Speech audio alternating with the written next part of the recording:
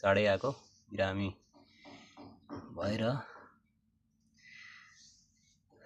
अनि यसो कोठामा बस्दै गर्दाखेरि मेरो दरबारमा बस्दै गर्दाखेरि यसो मेरो फेसबुक टिकटक युट्युबमा यसो अपलोड गरौँ भनेर एउटा भिडियो बनाउन गइरहेको छु। यो भिडियोको सन्दर्भ चाहिँ बनाउनुको सन्दर्भ चाहिँ आजभोलि देशमा नयाँ सरकार आछ। नयाँ सरकारले प्रत्येक अभिव्यक्ति विवादित मात्रै दिइरहेको छ। रासपको सरकार जुन कि हामीले बनाएको त्यो सरकारप्रति सरकारले जे जस्तो जुनै शब्द अपशब्द बोल्दा पनि सामाजिक सञ्जालबाट ट्रोल बनाउने अथवा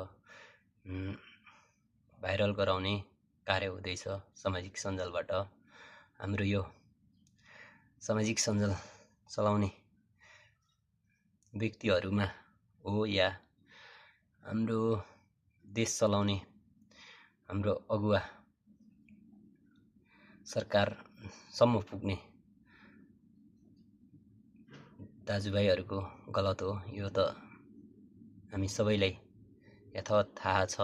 तैपनि सामाजिक सञ्जालमा जे जति जस्तो भए पनि ट्रोल गर्ने पक्ष विपक्ष हुँदै गर्दाखेरि हामी सबैले पक्षबाट नि बोलेका छौँ विपक्षबाट नि बोलेको छौँ।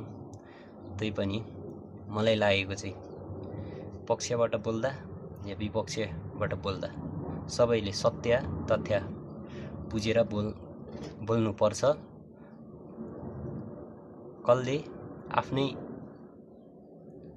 पार्टीको अथवा आफ्नै घर परिवारको आफ्नै पार्टीको किन नहोस्, आफ्नै बाउ किन नहोस्, गलत छ भने गलत भन्न पाउनु पर्यो, सही छ भने सही भन्न पाउनु पर्यो। यहाँ सही बोल्नेलाई पनि गाली गलौज गर्ने गरेछ। अहिले हाम्रो नेपालमा जे जति भएको सामाजिक सञ्जालबाट ट्रोल गर्न सिकेको हामी जस्तै युवाहरूले गलतलाई पनि ट्रोल गरेर भाइरल बनाइदिएछ, सहीलाई पनि भाइरल बनाइदिएछ। गालीको वर्षा दुवैलाई छ। सही भन्नेलाई पनि गालीको वर्षा गरिएको छ। गलत गर्नेलाई पनि गलत गरिस् नभनिकन ताली पड्काएर समर्थन गरिरहेको छ। यो प्रविधि र